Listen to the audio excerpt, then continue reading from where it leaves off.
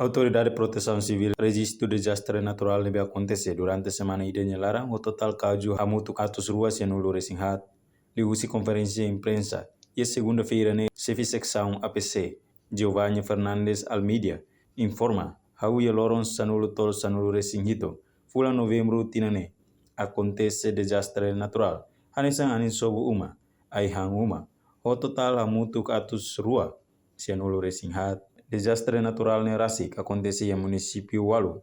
Nesse município Leu Bocau Bobonaru, Ermera Manufai Lauten, Biqueque inclui Raiwa.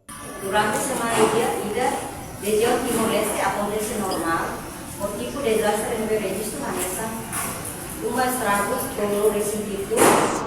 Akhirnya rumah hamut Walu, anu solo hamut Walu recinto.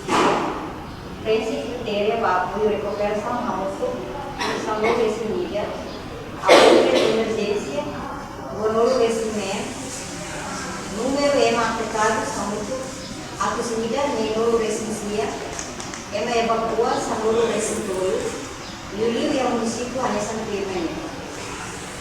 Município Aideu, Anisobu Rumaida, Aida Rumaida. Município Baucau, Anisobu Umarua. Município Bobonaru, Anisobu Umaida. Município Ermera, Anisobu Umaida. Município Lauten, Ahihan Umarua. Município Manufahi, Ahihan Umaida. Raiwa, Anisobu Uma, Umarua Resendua. No, Ahihan Umarua. Município Biqueque, Anisobu Umarua. Akhirnya Umaida.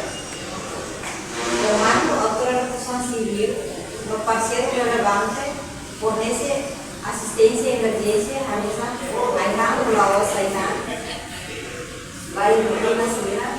No Comando Autorização Civil município se continua ao levantamento das estragos no lago. Enquanto Comando Autoridade de Proteção Civil município, o parceiro relevante fornece assistência e emergência para família afetada Sira, Anessa Aihang no Laos Aihang. Além de Comando Operacional Hamutu com Autoridade de Proteção Civil Município Sira.